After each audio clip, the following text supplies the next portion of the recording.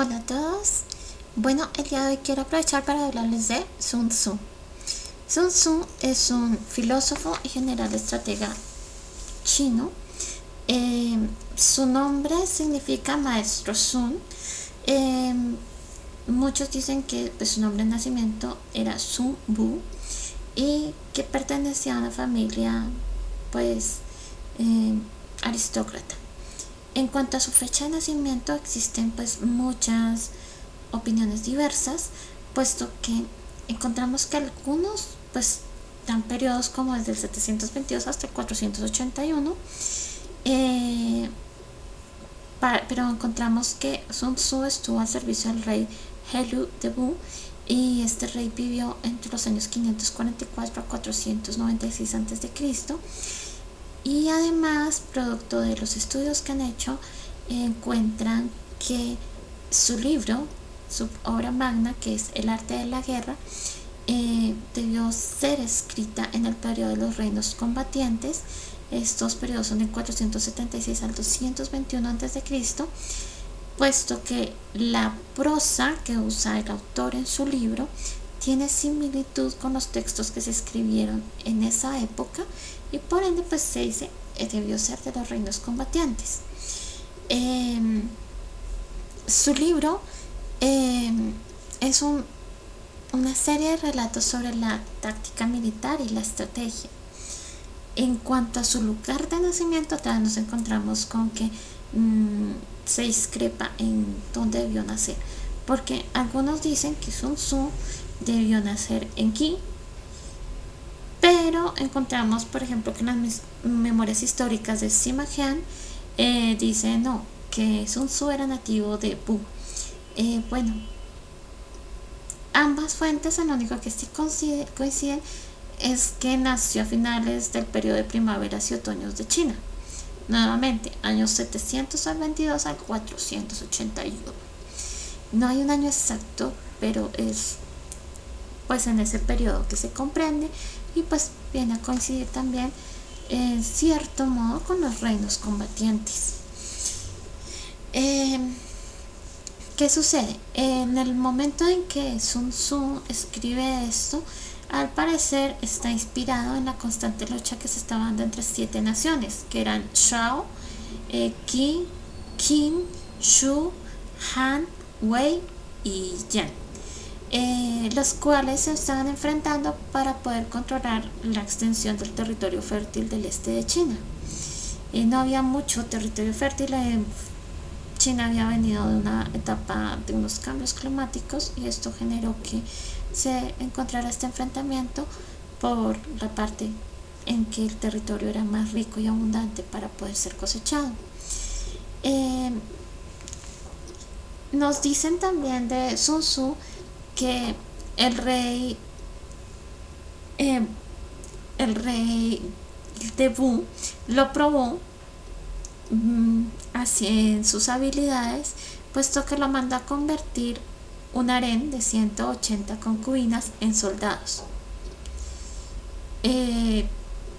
Volviendo a la historia pues china, lógicamente las mujeres pues no eran parte de las campañas de batalla y mucho menos pues las concubinas de un rey. Pero ¿qué hace Sun Tzu? Él decide dividir en 2 compañías mandadas por las 2 mujeres favoritas del rey. Entonces hace esta división, 90 y 90 mujeres, y el estratega les ordena girar a la derecha y a esto ellas se ríen y entonces en respuesta Sun Tzu dijo que en ese caso el general era responsable de asegurar que los soldados entendían las órdenes que se les daban. Reiteró la orden, volvieron a reírse las concubinas y ante las protestas del monarca de que no se lograba un resultado, Sun Tzu ordenó la ejecución de sus 2 concubinas favoritas y explicó algo muy importante, que si los soldados entendían las órdenes de su general pero no las obedecían, era culpa de los oficiales. También añadió que si un general era designado, su deber era llevar a cabo la misión, incluso ante las protestas del rey. Tras ejecutar a las dos concubinas, se eligen nuevos oficiales para reemplazarlas y ambas compañías lograron realizar las maniobras que Sun Tzu les propuso sin ningún problema. Él es muy claro en algo muy importante que tiene que tener la guerra, y es la comunicación. Un oficial debe asegurarse que sus órdenes sean entendidas por sus soldados, y a su vez un soldado debe esforzarse por entender la orden de su superior para poder cumplir a cabalidad lo que le están solicitando. Bien, de las frases exitosas que nos deja Sun Tzu, nos vamos a encontrar, por ejemplo, con una que nos dice: luchar y vencer en todas las batallas no es la excelencia suprema. La excelencia suprema consiste en quebrar la resistencia del enemigo sin luchar.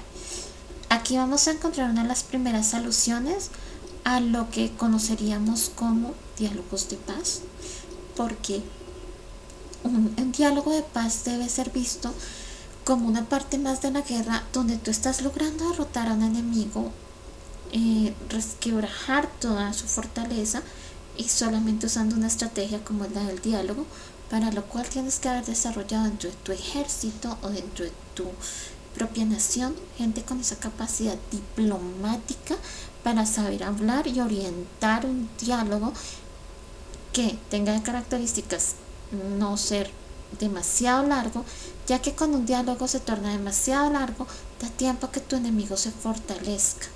Entonces debe ser rápido, debe ser concreto. Solo te sientas a negociar con tu enemigo cuando tu enemigo está débil. Nunca debes negociar con alguien que es fuerte. Y sobre todo, siempre ser concreto, rápido. ¿Qué nos dice él? Entre más tú alargas un tiempo de un diálogo de paz, más tiempo hace a tu enemigo de fortalecerse y de que recrudezca la batalla. ¿Por qué? Porque en este dialogar también el enemigo va a conocer tus fortalezas y tus debilidades. Y al saber tus fortalezas, pues puede atacarlas, y al saber tus debilidades, pues va a tener una mejor forma de derrotarte. ¿Qué nos deja de frases además? Está en nuestras manos asegurarnos contra la derrota, pero la oportunidad para derrotar al enemigo nos la proporciona el propio enemigo. Nosotros vamos a encontrar casos clásicos a lo largo de la historia, y uno de los casos más clásicos es el de Napoleón invadiendo Rusia en pleno invierno, error que comete luego Hitler, también invade Rusia en pleno invierno, y ahí nos damos cuenta que la derrota se la proporcionaron ellos mismos. Realmente los rusos no tuvieron que hacer nada para derrotarlos, ellos mismos fueron a la guerra, mandaron sus compañías a morir de frío, y fue una estrategia mal diseñada. Ahora nos podemos encontrar una estrategia tan llamativa como la de Simón Bolívar cuando atraviesan la cordillera para sorprender a Morillo, y perdió muchos hombres por el frío, porque fue una estrategia que, aunque permitió una gran derrota a su enemigo, al mismo tiempo también hizo perder muchos hombres.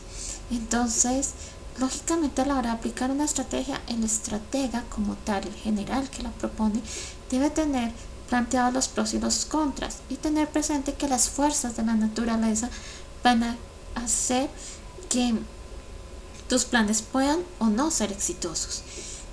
Si tú vas a mandar, por ejemplo, tanques de guerra en una zona donde está lloviendo, el piso se puede volver lodo, pues muy seguramente tus tanques de guerra se van a enterrar en el piso, se van a dañar, no van a poderse mover, vas a ser fácilmente atacado. Si vas a mandar a tus hombres en aviones o helicópteros a una zona de un clima demasiado frío, muy seguramente la maquinaria no va a responder igual, porque ya entrando a ciertas temperaturas y grados bajo cero, pues estos motores no responden de la misma forma. Asimismo, tienes que tener presente, por ejemplo, que un armamento en una zona selvática se va a humedecer y se va a dañar, y entonces no va a funcionar igual que si está en una zona que no es húmeda. Son muchas cosas que es interesante ver cómo este autor nos empieza a hablar ya de la importancia de entender que las fuerzas de la naturaleza tienen que ser unas aliadas para la batalla, y por ende un buen general debe conocer muy bien las condiciones climáticas, las condiciones del terreno, conocer a su enemigo, para lo cual tiene que saber hacer uso de espías, tiene que saber hacer uso de las marchas de sus ejércitos, tiene que tener una capacidad muy amplia de maniobra, disciplina personal. Un ejército se tiene que caracterizar por la disciplina, tiene que saber hacer campañas de ofensiva, ataques inesperados. Obviamente en la guerra existe un fundamento esencial, y es el ataque sorpresa. Cuando tú pierdes el factor sorpresa en una guerra, pues ya realmente estás permitiendo que tu enemigo se pueda preparar y responderte a tu ataque antes de que tú intentes propiciarlo. De este libro vamos a encontrar que además es fuente de inspiración para Maquiavelo en su obra. Maquiavelo no solo sobre El Príncipe, sino también tiene una obra muy interesante sobre la guerra. Y Napoleón a su vez fue un gran lector del libro de Sun Tzu. Y vamos a encontrar también que Mao Zedong se inspira en esta obra, de la cual vamos a encontrar bastante parafraseo en su libro de los 6 escritos militares, en su libro rojo. Encontramos como mucho de lo que aconseja Sun Tzu lo retoma Mao Zedong. Otra frase que nos da es: si conoces bien al enemigo y te conoces bien a ti mismo, no tienes por qué temer el resultado de 100 batallas. Si te conoces bien a ti mismo, pero no al enemigo, por cada victoria que alcances, sufrirás también una derrota. Si no conoces al enemigo ni te conoces a ti mismo, sucumbirás en cada batalla. Lo que les digo, Sun Tzu es clave para entender la filosofía sapiencial. En la filosofía sapiencial nos hablan de saber quiénes somos, de conocernos a nosotros, de saber cuál es nuestra filosofía de vida, y si logramos conocer esto, vamos a tener un mejor desempeño en nuestro diario vivir. Este escrito, pues aunque lo está aplicando obviamente para la guerra, porque el escribió fue precisamente hablando de la guerra, pero lo encontramos en nuestro diario vivir. Sí, no me conozco a mí mismo, pero conozco a las demás personas, pues entonces siempre voy a estar en una falencia hacia mí, porque voy a ser yo el que salgo perdiendo. Si conozco bien a los demás y me conozco bien a mí, pues voy a saber también cómo reacciono ante las cosas que los demás me hagan, y voy a saber hasta dónde voy, quién soy. No cualquiera me va a poner a dudar de mi esencia, no cualquier persona va a hacer que yo cambie mis puntos de vista, no voy a estar como volátil, y sobre todo no voy a estarme encontrando con momentos de infinita tristeza porque no fui capaz de defender lo que pensaba. Ahora, encontramos otra frase muy interesante, y es que él nos dice que si no puedes ser fuerte y sin embargo no puedes ser débil, eso resultará en tu derrota. Aquí vamos a encontrar una inspiración en lo que sería el justo medio entre los dos extremos. O sea, si tú no logras ser fuerte y tampoco débil, sino que estás ahí como que tú no sabes si no soy capaz de llegar a la fuerza en ciertos momentos, ni soy capaz de entender que hay momentos en que debo ser un poco débil, sino que me voy a mantener en una sola línea, pues voy a derrotarme, porque en una guerra es importante entender que hay momentos para atacar y hay momentos para retirarse. En la vida diaria hay momentos en que tú debes atacar, dar todo de ti, jugarte todas tus cartas, por decirlo así, y hay momentos en que debes guardarte tus cosas y lo que piensas y lo que crees para ti mismo. Él nos propone que un general abarca en sí mismo las virtudes de sabiduría, sinceridad, humanidad, coraje y el ser estricto. Otra frase que nos propone es que si utilizas al enemigo para derrotar al enemigo, serás poderoso en cualquier lugar donde vayas. significa que a veces, más que en una guerra, que tú solo te enfrentes a un ejército, tienes que saber quiénes son los enemigos de tu enemigo y así usarlos en tu apoyo para poderlo atacar mejor. En la vida diaria también. Entonces, ¿cuáles, digamos, en una empresa? Entonces, ¿cuáles serían los aliados míos para poder imponer mi negocio en el mercado?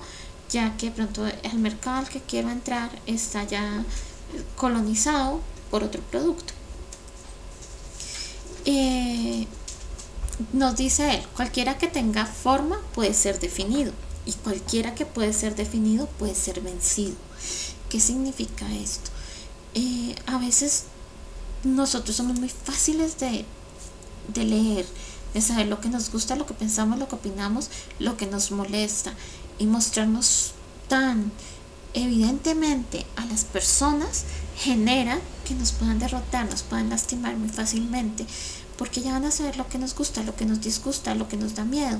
Entonces, él nos dice, no se deje definir tan fácil. Por decirlo así, es un poquito complicado, que no lo puedan leer con tanta facilidad, porque en el momento en que las personas no te pueden leer tan fácilmente, en cierto modo también se genera ese deseo de inquietud y de conocerte más, ya que los seres humanos tenemos una característica un poco molesta, y es que las cosas que se nos dan fácil nos aburren. Entonces, a las personas que rápidamente definimos y rápidamente podemos decir cómo son, nos aburren. Siempre tendemos a que nos guste la gente que continuamente vamos descubriendo cosas nuevas de ellos, los productos de los cuales descubrimos cosas nuevas. Por eso, por ejemplo, encontramos que el avance en la tecnología es tan continuo, porque ya un equipo, cuando yo sé manejarlo, ya me parece aburrido. Entonces ya quiero el reto de aprender a manejar otro que tenga nuevas aplicaciones, otro que tenga cosas diferentes. Entonces, cuidarnos de ser rápidamente definidos. Este libro tiene algo que es muy importante, y es que nos dice que la inteligencia como tal es lo más importante para la guerra, porque cuando usted va a una guerra tiene que hacer uso de la razón. Este autor nos cambia ese concepto que de pronto se suele tener de que la guerra es un uso de la fuerza bruta, allá matándose unos con otros, y no, una guerra tiene que tener lógica estratégica, porque donde hay una lógica estratégica, usted va a dar una guerra sin desgastar tanto su ejército, sin perder tantos equipos, sin gastar tanto en su parte económica, y va a lograr triunfar rápidamente. El objetivo de la guerra no es que se perpetúe a lo largo de los años. Una guerra es poco exitosa cuando ha durado muchos años. Una guerra exitosa dura poco tiempo y logra su objetivo rápidamente. Sun Tzu nos aclara algo, y es que la guerra es de vital importancia para el Estado, ya que es el dominio de la vida y de la muerte, pero además es decisiva como camino de la supervivencia del imperio. ¿Qué sucede? Cuando nosotros miramos la historia del Imperio Romano, el Imperio Romano empieza a decaer cuando sus súbditos pasaron a sentirse ciudadanos, objetos de derecho y de deberes, ya no quisieron ir más a la guerra.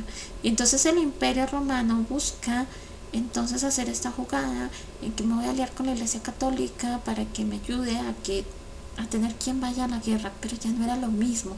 ¿Por qué? Porque ya no tenían esos súbditos que iban a la guerra por su imperio, porque creían en su imperio, porque veían la importancia de que su imperio dominara la vida y la muerte a su alrededor, y de que se expandiera. Ya no había eso, y al perderse eso, el imperio empezó a decaer hasta que llegó a su decaimiento. Obviamente también podemos decir, bueno, apareció un nacionalismo exacerbado que generó que estas personas pertenecientes a comunidades diferentes se rebelaran contra el imperio, y claro, eso tiene mucho que ver, pero lógicamente vamos a encontrarnos con que gran parte fue que los romanos de pura sangre romana, ya no iban a la guerra.